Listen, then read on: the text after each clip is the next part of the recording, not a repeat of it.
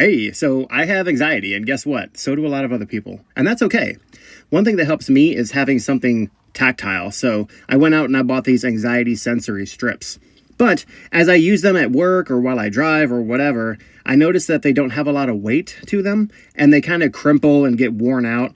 And then I noticed that they have a sticky back to these. So what I want to do is I want to turn these throwaway stickers into more of like an EDC everyday carry kind of thing. So let's go ahead and do that on Make It Cozy. Let's make it cozy. All right, here we go. So here are my anxiety stickers. They come in a variety of designs, but like you can also kind of see that the texture is different. Like this one has like a star pattern type texture, where this one is more like scaly, for lack of a better phrase. But I think I'm going to use this one as the prototype. And so what I did is that I measured these out. So these are anxiety strips, as I call them. They're 1 inch by 4 inches, so wide versus length. And then I think it would be appropriate to maybe just add 1/8 of an inch and just round over the corners. But I'm thinking like there should be like a little divot, because if you have it in your fingers, like you'd want like the piece of wood to have something that you could catch into. Now, where I'm going to kind of experiment here is whether or not it should be centered or offset. And I'm thinking the obvious choice is offset, right, towards the front of the stick, because you're going to be holding it like this and rubbing. And so I figured with that in mind, I'll go ahead and get started. Now, these little strips right here, I believe this is a red oak, but I've also got this little offcut of white oak. So I want it to be a hard wood because I just want like less chance for like potential splintering, but also because it's going to be hard wood. So I want it to, you know, not wear as much. I don't think it's going to be really a concern, but I'm going to go with it. And these are just offcuts that I cut from the Rockler bin. They usually have like a class or whatever, and then they just chuck all the extra hardwood into a bin, and they're like, hey, you know, whatever weight it is, this is how much it's going to be per pound. So both of these guys cost me 90 cents. So, and this is just like a fraction. So this is like literally pennies. And the reason that I cut this part off is because I want to do a future project with hardwood cube, but I digress. Fidget cube. Who needs the strip? We got fidget cube. Just kidding. The video's over. But there was some obviously some splitting going on here, so I had to nick this piece off in order to get a good piece. However, with that in mind, like even if you're looking down the barrel here, right, I think we could get enough to split this down, take these imperfections off, and still be left with enough girth in order to utilize what we're going to utilize this for. So just to show you what I mean here is that if I stick this on this side with a little bit of overhang, I think we're going to be okay.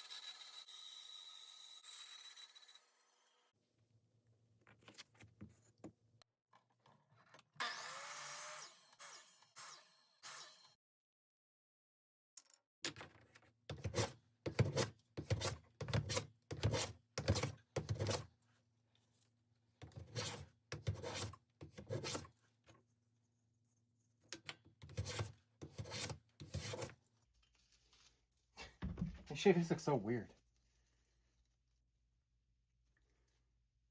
Like if you know in the comments, because I think like, what is it? White oak is good for like barrels because of the grain structure, but red oak is so poor because it'll just like basically just leak out sideways.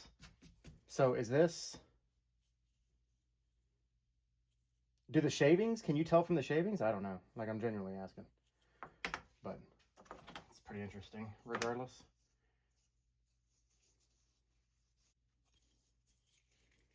I'll clean up the sides here a little bit, especially this one, because like there's this little baby split that's still like, I knew that was going to be a thing, but it also might be a moot point because at least on this side, like, yeah, it might still show through, but here, that's where I'm planning on putting the divot for the finger. So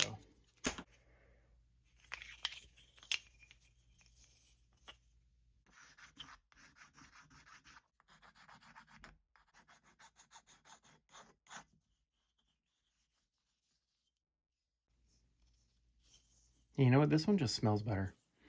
It smells like a whiskey barrel. Like I'm not... Like I feel like Nick Offerman, you know, whenever he's like, let me smell the wood blindfolded. Eastern black walnut. Whoa. Ding, ding, ding, ding, ding. Let's get refocused here. All right, so I've cleaned this up, right? This is here, speaking of getting cleaned up, let's there we go. That looks a little bit better. Okay, so here we go, right? Here's the finger hole, right? This one's the thick boy, and this is the thinny guy right here too. So now the decision time. What do I do with which, right? I'm thinking I'm gonna put this fella here and this fella here. So just like this, right? Because I guess one kind of complements the color. I don't know. Maybe I'm thinking too much of it. Let's just do the damn thing. But these have a sticky back. I don't think I mentioned that earlier. So when you go to position these guys on here, right, you can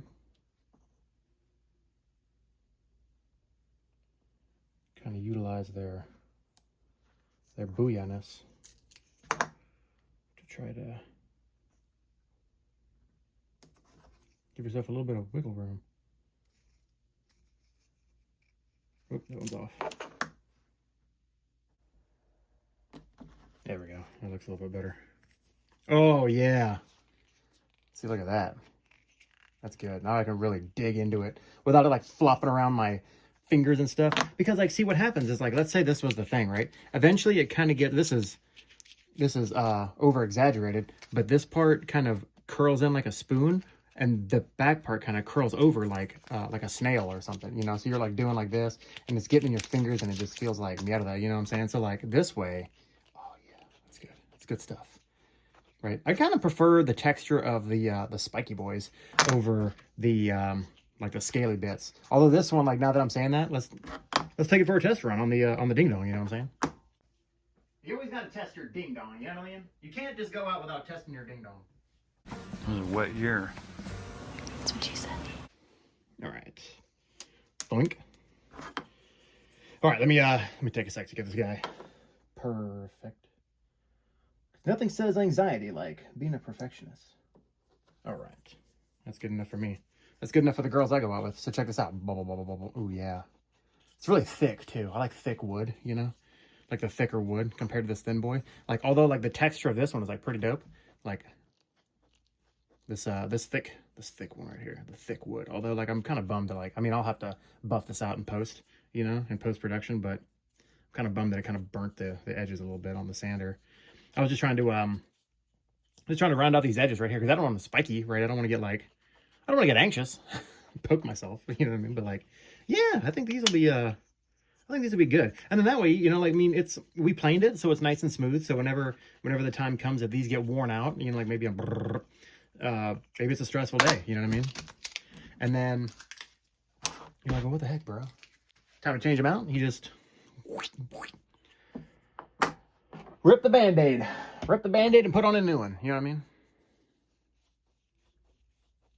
There we go. It's pretty dope. I kind of like these. These are pretty nice. If I